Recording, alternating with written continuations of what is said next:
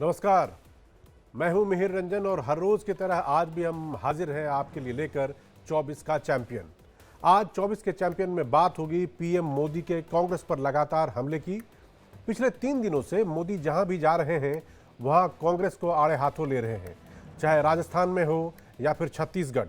आज पीएम मोदी ने हनुमान जयंती पर कर्नाटक की उस घटना का जिक्र किया जिसको सुनने के बाद कोई भी हिंदुवादी या सनातनी गुस्सा हो सकता है। पीएम शायद इसको भुलाने की कोशिश कर रहे हैं। पीएम मोदी ने कहा कि अगर कांग्रेस की सरकार आती है तो फिर से वो हनुमान चालीसा सुनने पर रोक भी लगा सकती है, बैन भी कर सकती है। असल में पीएम के इस बयान की एक पृष्ठभूमि है। वहां पर हनुमान चालीसा के पाठ को लेकर विवाद हो गया था, पीट दिया गया था एक दुकान में काम करने वाले आदमी को। इसके बाद पीएम मोदी ने छत्तीसगढ़ में एक बार फिर कांग्रेस के दुखती नब्ज पर उंगली रख दी और कहा कि कांग्रेस मुसलमानों को ओबीसी और एससी एसटी का आरक्षण छीनकर देना चाहती है। चुनाव अपने चरम पर है, बयानबाजी का दौर चल रहा है। उत्तर प्रदेश के मुख्यमंत्री योगी आदित्यनाथ ने भी कांग्रेस पर जमकर हमला बोला। योगी ने कहा कि देश की जनता कानून के हिसाब से चलेगी या शरिया के कानून के हिसाब से चलेगी, ये अगर कांग्रेस की सरकार आती है तो कुछ उसी तरह का हो सकता है। फिर बाबा अंबेडकर के बनाए नियम की जरूरत क्या पड़ेगी। कांग्रेस की जो रणनीति है, कांग्रेस की जो राजनीति है, उसमें वो चाहते हैं कि शरिया कानून देश में लागू हो जाए। योगी कहना चाह रहे हैं कि अगर कांग्रेस की सरकार आती है तो फिर हिंदुओं को किनारे लगा दिया जाएगा, उनकी उपेक्षा होगी और उनकी भलाई नहीं हो सकती है। उधर दिल्ली के मुख्यमंत्री अरविंद केजरीवाल की एक और मांग पूरी हो गई। डॉक्टरों ने आज उन्हें इंसुलिन दे दिया, लेकिन इन सब के बीच उन्हें एक बड़ा झटका भी लगा है। कोर्ट ने उन्हें जमानत देने से इनकार करते हुए उनकी कस्टडी 7 मई तक बढ़ा दी है। आज हम इन तीनों ही खबरों का विश्लेषण करेंगे, लेकिन सबसे पहले देखिए कि कैसे हनुमान जयंती के दिन पीएम मोदी ने कांग्रेस पर प्रहार किया है।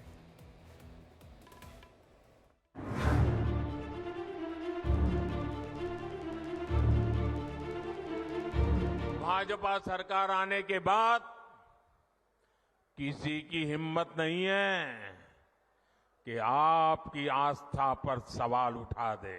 कांग्रेस की केंद्र में सरकार बनी, एससी एसटी के रिजर्वेशन में से कमी करके मुसलमानों को रिजर्वेशन देने का प्रयास। ये देश बाबा साहब भीमराव अंबेडकर के द्वारा बनाए गए संविधान से चलेगा या किसी शरीयत से चलेगा? पिछले 3 दिनों से पीएम मोदी का कांग्रेस पर एक के बाद एक हमला। पिछले 3 दिनों से कांग्रेस आग बबूला है।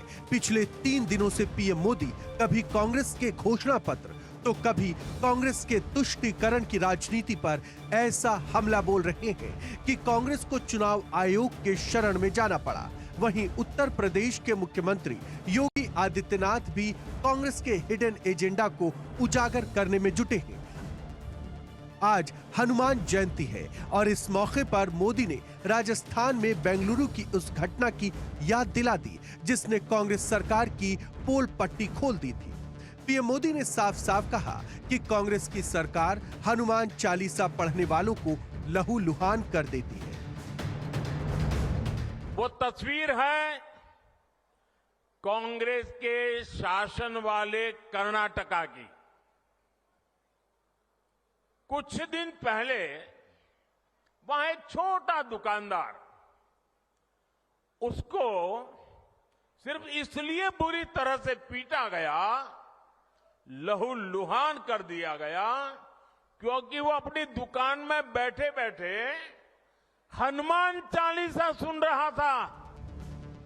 साफ है, मोदी मतदाताओं को बताना चाहते हैं कि अगर कांग्रेस की सरकार आई तो फिर पूजा पाठ सब बैन हो जाएगा। इसके बाद पीएम मोदी ने एक बार फिर कहा कि कांग्रेस ओबीसी और एससी एसटी का आरक्षण छीनकर मुसलमानों को देना चाहती है।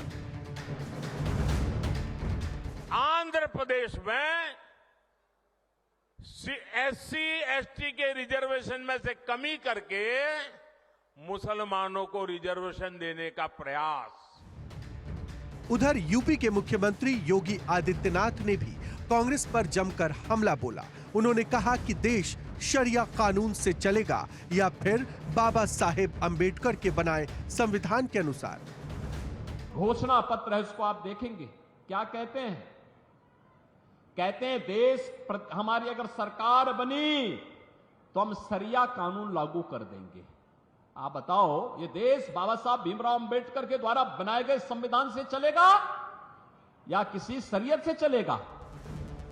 दूसरे चरण के मतदान से पहले जिस तरह से मोदी कांग्रेस पर हमलावर हुए हैं और कांग्रेस जिस तरह से बौखलाई हुई है, उससे यही लगता है कि मोदी का तीर सही निशाने पर लग चुका है। Bureau report, India daily live.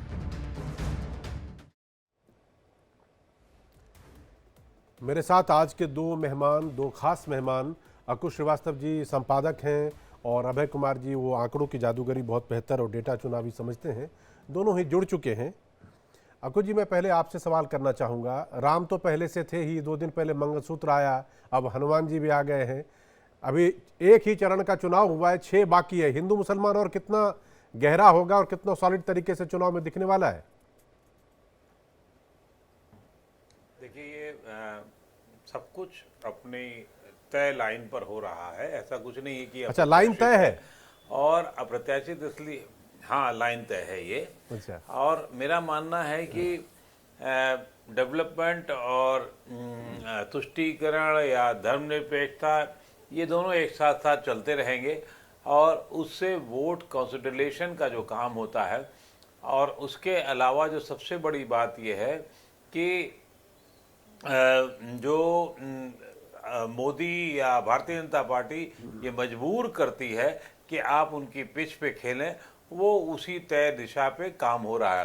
Congress जिस चीज़ को अवॉइड कर सकती थी वो उसने नहीं किया, उस पर काउंटर करने की कोशिश की, फिर उसमें फंसती चली गई। और अब आलम यह है कि वो धीरे धीरे जो कभी कभी जो वोट असल में 2-3 तरीके के होते हैं। एक पक्का वोट होता है, दूसरा ये होता है कि जो अभी आपके पास आया हुआ है, और तीसरा ये है कि जो फ्लेक्सिबल होता है, जो इधर से उधर हो सकता है। तो जो इधर से उधर वाला हो सकता है उसको आप अपनी तरफ बनाए रखना या नए वोट बैंक को जोड़ना, उसमें ये सब रणनीति का काम होता है। अंकुश जी, आप अगर जरा सी भी चूक करते हैं जी, अंकुश जी ये कहना चाह रहा था कि फर्स्ट फेज से पहले ये चीज थोड़ा कम था, लेकिन फर्स्ट फेज में 102 सीटों पर चुनाव हो गए, वोट डल गए। उसके बाद अचानक से जिस तरह से इसकी इंटेंसिटी बढ़ी है और जिस तरह से एग्रेसिव रुख दिखाई दे रहा है, इसका मतलब क्या समझा जाए? क्या फर्स्ट फेज में पोलिंग का असर है? कुछ ऐसा लग रहा है कि माइनस इसलिए और ज्यादा तेज है, या पहले से जैसे आप कह रहे हैं कि निशाना सेट था, सही तरीके से तीर लगाते चलो? इसका पहले की पोलिंग से कोई मतलब नहीं है, ना जो हम लोग अटकलें लगा रहे हैं कि इस वजह से साहब कम हो गया तो कम हो रहा है, तो सीटें ज़्यादा कम हो रही, इस वजह से और उसे काउंटर बढ़ाओ। ये बहुत सेट परंपरा है। और 3 राज्यों के जो चुनाव हुए थे उसमें भी वही रुख अपनाया गया था, और अब जो रुख जो किया गया है वो भी एक सेट प्रोग्राम के हिसाब से चल रहा है। क्योंकि मोदी को पता है 2 ही चीज़ें काम आएंगी उनके लिए, एक सबसे बड़ी बात जो डेवलपमेंट है, और दूसरा जो वोट बैंक उनका है, मूल काडर वोट बैंक है, वो बना रहे, बल्कि उसमें ऐड हो और लोगों के मन में ये हो कि कहीं पुरानी स्थिति ना आ जाए, 60 साल पहले वाली स्थितियां ना आ जाएं। इसलिए वो एक तरीके से ग्लू का काम करेंगी। ये सोची समझी रणनीति है। आप आपत्ति कर सकते हैं, आप चुनाव आयोग जा सकते हैं, चुनाव आयोग से डांट फटकार हो सकती है एक दूसरे की, चाहे कांग्रेस को हो चाहे इनको हो। और हमारे यहाँ इस प्रचार के तरीके में कांग्रेस ने भी खूब बहुत आग उगली है पहले, और भारतीय जनता पार्टी के भी नेताओं से भी ये सब काम होता रहा है। तो ये एक सेट परंपरा में मुझे लग रहा है चल रहा है। हाँ, ये जरूर है कि जो काउंटर जिसको करना चाहिए किस तरीके से करता है वो नहीं कर पा रहा है, वो का मतलब कांग्रेस वो नहीं कर पा रही है, और इसका फायदा भारतीय जनता पार्टी उठाती हुई दिख रही है। तो अंकुश जी कह रहे हैं कि सब कुछ जो कुछ भी बीजेपी की तरफ से हो रहा है सब कुछ सेट है और अपने ही डायरेक्शन में जैसा वो चाह रहे हैं वैसे ही हो रहा है। कांग्रेस किस तरह से उसको डील करना चाहिए उसमें शायद आगे पीछे थोड़ा चूक रही है। बहरहाल तो चलिए, अगर यहाँ पे सब कुछ सेट है तो हम उस तरफ चलते हैं जहाँ पर सब कुछ अचानक हो रहा है और मामला थोड़ा ज़्यादा दिलचस्प हो रहा है, और उसके लिए चलना पड़ेगा बिहार। बिहार में सबसे दिलचस्प चुनाव अगर कहीं हो रहा है तो वो है पूर्णिया। वहाँ पर पप्पू यादव निर्दलीय के तौर पे मैदान में उतरे हैं। वैसे वो कांग्रेस में अपनी पार्टी का विलय कर चुके हैं, आप कह सकते हैं कि वो एक कांग्रेसी हैं, लेकिन चुनाव वो निर्दलीय लड़ रहे हैं, क्योंकि पूर्णिया की सीट पर पार्टी ने उन्हें सिंबल नहीं दिया। गठबंधन की तरफ से वहां पर बीमा भारती उम्मीदवार है। उसमें अब मजेदार ट्विस्ट आ गया। तेजस्वी यादव पूर्णिया में थे और उन्होंने कहा क्या? उन्होंने कहा जनता के बीच में अपने भाषण में कि आपको जिसको वोट देना हो, सबसे पहले तो आप मेरी जो उम्मीदवार है वहां पर बीमा भारती, उनको वोट दीजिए, और अगर बीमा भारती को आप वोट नहीं देते हैं तो आप एनडीए को वोट दीजिए। उन्होंने पप्पू यादव का नाम नहीं लिया, लेकिन इशारों में पब्लिक को यह बताया कि आपको पप्पू यादव को वोट नहीं देना है। पप्पू यादव समझ रहे हैं कि हो क्या रहा है। आरजेडी उनसे बिल्कुल दूरी बनाए हुए है और किसी भी कीमत पर वो नहीं चाहते कि पूर्णिया में पप्पू यादव की पॉलिटिक्स चले। पप्पू यादव ने जवाब में बहुत तमाम तरह की बातें की कि पत्थर, बिच्छू ऐसे ही संत को काटता है तो संत रिएक्ट नहीं करते। नाना प्रकार की बातें उनको जो भी ठीक लगा उन्होंने की। लेकिन दिलचस्प ये है कि जनता क्या सोचती है। जनता क्या वाकई जिस तरह से तेजस्वी यादव अपील कर रहे हैं उसके हिसाब से जाएंगी, या पप्पू यादव वहाँ के चूंकि लोकल है, लोगों के लिए उन्होंने बहुत काम किया है, तो पप्पू यादव की बात पर तवज्जो देकर कहीं ऐसा भी तो हो सकता है कि जनता समझेगी कि यहाँ की सेवा करने के बाद इसने पार्टी का विलय कांग्रेस में भी करवाया, बावजूद इसके टिकट नहीं मिला, तो कहीं सिंपैथी भी उल्टी नहीं पड़ जाए। क्योंकि तीसरा कैंडिडेट जो मेजर है वो जेडीयू के संतोष कुशवाहा है, उनका अपना अलग ही वहाँ पर रुतबा है। तो पहले हमारी ये रिपोर्ट देखिए, फिर इस पर बात करेंगे आंकड़ों की।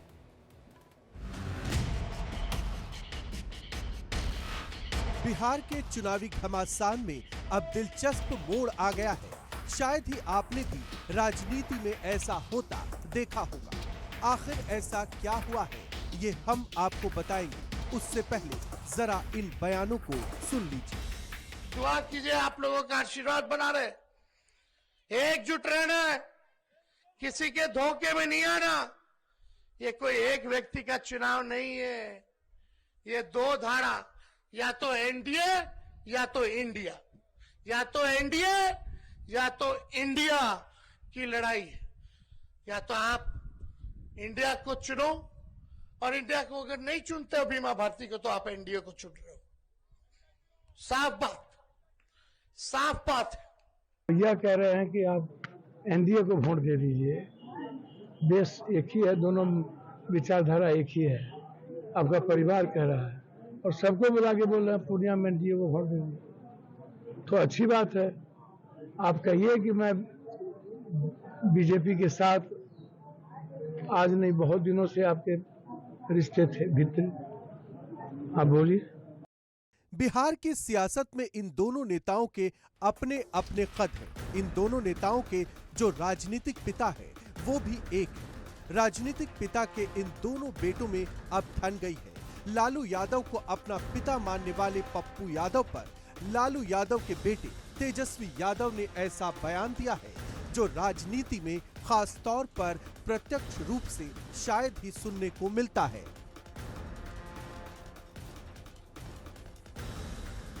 या तो आप इंडिया को चुनो, तेजस्वी और इंडिया के इस को अगर बयान नहीं के चुनते बाद बीमा भारती जाहिर को, है तो कि आप एनडीए पप्पू को यादव तिलमिला गए हैं।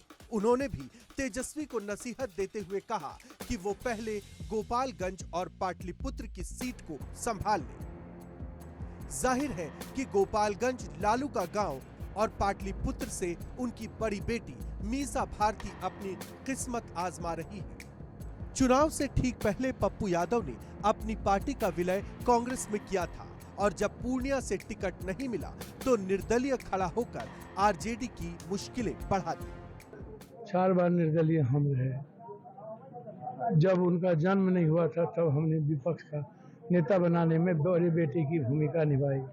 मुख्यमंत्री बनाने में तब भी नहीं हुए, 91 में जन्म लिए। पूर्णिया सीमांचल के उन 4 जिलों में आता है जिस पर अब सबकी निगाहें टिकी हुई है। इन बयान के मायनों के अलावा सीमांचल के समीकरण को भी समझना जरूरी है। सीमांचल में जो सबसे महत्वपूर्ण है वो है किशनगंज। यहाँ पर मुस्लिमों की आबादी 67% से ज्यादा है, वहीं हिंदुओं की आबादी करीब 33% है। हिंदुओं की इस आबादी में सबसे ज्यादा संख्या बनिया समुदाय की है। यहाँ ये भी समझना जरूरी है कि एक तो इनकी संख्या ज्यादा है, दूसरी इनकी पकड़ भी बहुत मजबूत है। किशनगंज से कांग्रेस के उम्मीदवार असरारुल हक ने 2014 में बीजेपी के दिलीप जायसवाल को 1,94,000 से ज्यादा वोटों से हराया था। 2019 में कांग्रेस के ही मोहम्मद जावेद ने जेडीयू के सैयद मोहम्मद अशरफ को 34,000 से ज्यादा वोटों से हराया था। यानी 5 साल में हार जीत का अंतर बहुत कम रह गया। सीमांचल का एक और महत्वपूर्ण जिला है कटिहार। यहाँ पर मुस्लिमों की संख्या 45% से ज्यादा है। वहीं हिंदू यहाँ पर करीब 55% है। यहाँ भूमिहारों का दबदबा है, लिहाजा उनका वोट बेहद निर्णायक होता है। भूमिहारों की संख्या करीब 3 लाख से भी ज्यादा है। कटिहार में 2014 में कांग्रेस के उम्मीदवार तारिक अनवर ने बीजेपी के निखिल चौधरी को करीब 1,14,000 से ज्यादा वोटों से हराया था। वहीं 2019 में यहां खेल पलट गया है। बीजेपी के दुलार चंद्र गोस्वामी ने तारिक अनवर को 57,000 से ज्यादा वोटों से हरा दिया। अब जरा पूर्णिया पर भी नजर डाल लेते हैं। पूर्णिया में करीब 36% से ज्यादा मुस्लिम आबादी है, जबकि हिंदुओं की संख्या 64% है। 2014 में संतोष कुशवाहा ने बीजेपी के उम्मीदवार उदय सिंह को 1,16,000 से ज्यादा वोटों से हराया था। वहीं 2019 में भी संतोष कुशवाहा ने यहां जीत हासिल की थी। उनके विरोध में खड़े थे उदय सिंह, जिन्होंने 2014 के बाद बीजेपी का साथ छोड़कर कांग्रेस का दामन थाम लिया था। अररिया के समीकरण को भी जरा समझ लीजिए। यहाँ मुसलमानों की संख्या 41% से ज्यादा है, जबकि हिंदू 59% है। 2014 में आरजेडी के सरफराज आलम ने बीजेपी के प्रदीप कुमार सिंह को 1,46,000 से ज्यादा वोटों से हराया था। 2019 में प्रदीप कुमार सिंह ने जीत हासिल की और आरजेडी के सरफराज आलम को करीब 1,37,000 वोटों से हार का सामना करना पड़ा था। 26 अप्रैल को दूसरे चरण में इन चारों सीटों पर मतदान होना है। सीमांचल के किशनगंज में भी दिलचस्प मुकाबला है, क्योंकि 2019 में यहां ओवैसी की पार्टी ने दस्तक देते हुए तीसरा पायदान हासिल किया था। किशनगंज में ओवैसी फैक्टर लोकसभा चुनाव में कितना काम करेगा, ये तो 4 जून को पता चलेगा। लेकिन जिस तरह से 2020 में विधानसभा चुनाव में ओवैसी की पार्टी ने 5 सीटों पर कब्जा जमाया था, उससे इतना तो तय है कि किशनगंज और अररिया में उम्मीदवारों के बीच कड़ा मुकाबला है।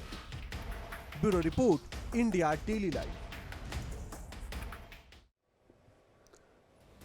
तो आपने देख लिया कि पूर्णिया सीट और पूर्णिया के साथ साथ जो पास के सीमांचल वाले इलाके हैं, उन इलाकों में किस तरह पॉलिटिकल या राजनीतिक समीकरण है, क्या जाति बता रही है वहाँ की, और किस तरह से वोटिंग का रुख हो सकता है।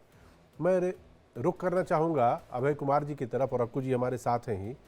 अभय जी, अभी की पूर्णिया की जो हालत है, वहाँ पर चुनावी गठजोड़ आप देख रहे हैं और पप्पू यादव को एक इंडिपेंडेंट कैंडिडेट के तौर पर भी आपके सामने है। वो क्या लगता है, पप्पू यादव या जनता दल यूनाइटेड के जो उम्मीदवार जेडीयू वाले हमारे जो वहाँ पर संतोष कुशवाहा हैं, या फिर तीसरी जो बीमा भारती है, किसके पक्ष में नंबर आपको लगता है कि वहाँ का जातिगत समीकरण के हिसाब से बेहतर और फेवरेबल है? वीर जी, मैं चाहूंगा कि पहले मैं सीमांचल के बारे में कुछ अनछुए पहलू है जिसको मैं थोड़ा रूबरू करा दूं, तो मेरे पूरे को दोस्त उसके बाद में आपके बाद सवाल पर आऊंगा। सबसे पहले तो यहाँ पर 1989 में किशनगंज लोकसभा सीट से एफजे अकबर साहब कांग्रेस उम्मीदवार के तौर पर संसद चुने गए थे। सबसे पहले 1989 में एफजे अकबर साहब जो वरिष्ठ पत्रकार थे, फिर केंद्र में मंत्री रहे, अभी वो बीजेपी के एमपी है। उसके बाद 1996 में कटिहार लोकसभा सीट से मुफ्ती मोहम्मद सईद चुनाव लड़े थे और तीसरे पायदान पर आए थे 1996 में कटिहार सीट से।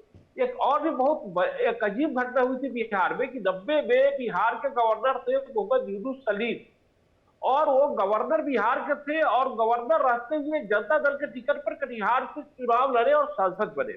यह देश के इतिहास की लगभग पहली घटना है कि जब कोई गवर्नर किसी राज्य का गवर्नर रहते हुए वहां के किसी लोकसभा सीट से चुनाव लड़के सांसद बना हो। यह मतलब 90 के बाद तो नहीं हुआ है, 90 के पहले भी शायद नहीं हुआ होगा, मेरा मानना है। एक देश की इकलौती घटना है। तो इस कारण से कुछ अगर जो सीमांचल की जो राजनीति है थोड़ा कैसी है, सो हम लोग बात कर सकते हैं, समझ सकते हैं। अब आप आ रहे पूर्णिया सीट की। ऑफकोर्स पूर्णिया सीट की ऐसी स्थिति क्रिएट कर दी गई है। देखिए, ऐसा है कि कांग्रेस पार्टी के 2 नेता अभी मतलब तो पप्पू यादव का कांग्रेस से संबंध है नहीं है, थोड़ा ये है, लेकिन कन्हैया कुमार और पप्पू यादव 2 ऐसे नेता जो चाह रहे थे कि बिहार से चुनाव लड़े। लेकिन इन दोनों नेताओं को चुनाव बिहार से नहीं लड़ने दिया गया। उन सबको कारण है लालू यादव जी और बिहार में जो कांग्रेस पार्टी के जो अध्यक्ष अखिलेश प्रसाद सिंह, उनका अपना नेक्सस। क्योंकि इन लोगों को लगता है कि अगर कन्हैया कुमार और पप्पू यादव अगर मतलब कि का राजनीतिक कद बिहार में हो जाता है बड़ा, उस कंडीशन में क्या होगा कि तेजस्वी यादव को और अखिलेश प्रसाद सिंह दोनों को राजनीति करने में थोड़ी हो जाएगी दिक्कत। तो इस कारण से उनको रोका गया है, इन दोनों को मतलब राजनीति के इस पर डाला गया है। और जहां तक बात रही पूर्णिया सीट की, तो वहां की स्थिति मतलब तीनों के लिए लगभग एक ही जैसा है। देख सकते हैं क्या होता है। जी अभय जी। और एक बात और मैं बता दूं कि 2014 के लोकसभा चुनाव में जब जेडीयू बिहार में 2 ही सीट जीती थी, तो एक पूर्णिया की जीती। तो इस कारण से कह सकते हैं कि पूर्णिया सीट पर जेडीयू का ज्यादा स्टेक है। तो देखते हैं कैसा रिजल्ट आ रहा है। अक्कू जी, मैं आपसे जानना चाहूंगा, पप्पू यादव के पीछे तेजस्वी यादव लगातार हमला कर रहे हैं, आरजेडी ने उनको भाव नहीं दिया, बावजूद इसके पप्पू यादव डायरेक्टली हमला क्यों नहीं कर रहे? वो मतलब छेपक में, भाव भंगिमा में, इशारों में अपने आप को बताना चाहते हैं कि मैं तो निरीह हूं। वो सीधे सीधे हमला क्यों नहीं कर रहे हैं? देखिए, निरीह दिखाने में ज़्यादा आराम है। उनकी श्रीमती जी भी चुनाव में हैं, तो जब श्रीमती जी कांग्रेस के टिकट पर हैं तो आप कैसे कह सकते हैं? और क्योंकि उसमें वो ऑलरेडी लड़ चुकी हैं और रही हैं, और ये उनका पुराना समीकरण रहा है, तो इसलिए वो बहुत कांग्रेस के विरोध में नहीं आ सकते और ना आ पाएंगे। उम्र के इस दौर में या चुनाव के इस दौर में वो बहुत ज़्यादा उनको उम्मीद कांग्रेस के अलावा कहीं और से है नहीं। उनकी जो जन अधिकार पार्टी पहले हुआ करती थी उसका उन्होंने विलय ही कर दिया है, तो अब उनके पल्ले कुछ बहुत ज़्यादा बचता नहीं है। हाँ, ये जरूर है, बहुत तरीके से करीने से पप्पू यादव को बिहार की राजनीति से निकालने की कोशिश की गई और पप्पू यादव जो हैं वो अपना अंगद के पाँव की तरीके से रखने की कोशिश कर रहे हैं। रख पाएंगे, कर पाएंगे, नहीं कर पाएंगे, 4 तारीख को साबित हो जाएगा, 4 जून के आसपास में। लेकिन इससे बीमा भारती को संकट हो गया, बीमा भारती को संकट जरूर हो गया है। और बीमा भारती का कोई ऐसा बहुत बड़ा रिकॉर्ड नहीं रहा है कि वो जीत ही जाएंगी। तो तय है कि ऐसी स्थिति में फ़ायदा किसी, वो जो बंदर की कहानी है, वो तीसरे को मिल सकती है। तो ये स्थिति फ़िलहाल आज की तारीख में बन रही है। लेकिन ये आगे आने वाले दिनों में इस बात पर भी निर्भर करेगा कि पप्पू यादव के साथ सचमुच वहाँ के स्थानीय लोग कैसे हैं। जबकि विपक्ष में राजग के तेजस्वी यादव उभार पर हैं, उनका काम चल रहा है। आज पप्पू यादव ने एक बड़ी आज पप्पू जी, मैं कहना बताना चाहूंगा, आज पप्पू यादव ने कांग्रेस से भी कहा कि कांग्रेस को सोचना पड़ेगा कि उसके गठबंधन में वो आरजेडी के साथ है और पार्टी उसको सहयोग क्यों नहीं, सपोर्ट क्यों नहीं कर रही है। बिल्कुल सही है। तो कांग्रेस ने अभी तक वहां पर कोई रैली बड़ी नहीं हुई है, एक साथ रैली नहीं हुई है अभी तक। तो ये संकट तो है ही वहां पर। उत्तर प्रदेश में भी पहले चरण ऐसे ही निकल गया, दूसरे चरण में आकर के उन्होंने गाजियाबाद से उसकी शुरुआत की थी और फिर बाद में एक और रैली में राहुल गांधी और अखिलेश यादव गए हैं। तो कांग्रेस की लेट लतीफ़ी नीति के कारण वो उसको नुकसान हो रहा है और आगे भी लगता है। और इस गठबंधन की जो सबसे बड़ी त्रासदी होने जा रही है वो यही है कि जो उसका जो जैसे कहते हैं फेविकोल है, वो बड़ा कमजोरता है। वो कब कहाँ टूट जाएगा इसका कोई अभी फिलहाल ठिकाना नहीं होगा। लेकिन जो कुछ भी होगा वो तय है कि 4 जून के बाद होगा। और पप्पू यादव या बाकी किसी की भूमिका क्या होगी ये भी उसी के बाद तय होगी। जी अक्कू जी, देखते हैं 4 जून के बाद पप्पू यादव की राजनीति कहाँ जाती है, किस तरफ जाती है। बहरहाल बढ़ते हैं आगे। चुनाव की सरगर्मियों के बीच दिल्ली के मुख्यमंत्री अरविंद केजरीवाल को आखिरकार आज इंसुलिन की खुराक डॉक्टरों ने लगा दी। पिछले कुछ दिनों से अरविंद केजरीवाल और उनकी पार्टी लगातार इस बात को लेकर तिहाड़ प्रशासन और केंद्र सरकार को घेर रही थी कि जेल में केजरीवाल का शुगर बढ़ रहा है, लेकिन उनको दवाइयाँ नहीं दी जा रही हैं। हालांकि इसका दूसरा पक्ष ये है कि केजरीवाल किसी भी तरह जेल से बाहर आना चाहते हैं, क्योंकि देश में चुनाव है, एक चरण की वोटिंग हो गई है, दूसरी होने वाली है, लेकिन उनकी सारी कोशिशें अब तक फेल हो गई है क्योंकि कोर्ट ने उनको राहत नहीं दी। कोर्ट ने आज भी उनको जमानत देने से इनकार करते हुए उनकी कस्टडी 7 मई तक बढ़ा दी है। उधर आम आदमी पार्टी के नेता कह रहे हैं कि बजरंगबली की जयंती पर केजरीवाल को इंसुलिन के रूप में आशीर्वाद मिला है, यानी बजरंगबली का आशीर्वाद के लिए कि वो इंसुलिन के तौर पर केजरीवाल साहब को पहुंचा है वहां पे। बहरहाल रुकेंगे हम यहां पर एक छोटे से ब्रेक के लिए। ब्रेक के उस पार 24 का चैंपियन जारी रहेगा।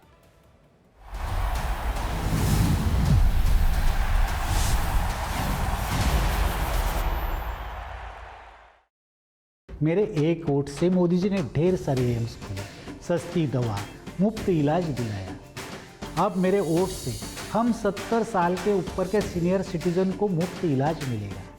ये है मोदी की गारंटी और मेरी गारंटी। कमल का बटन दबाएं, भाजपा को जिताएं।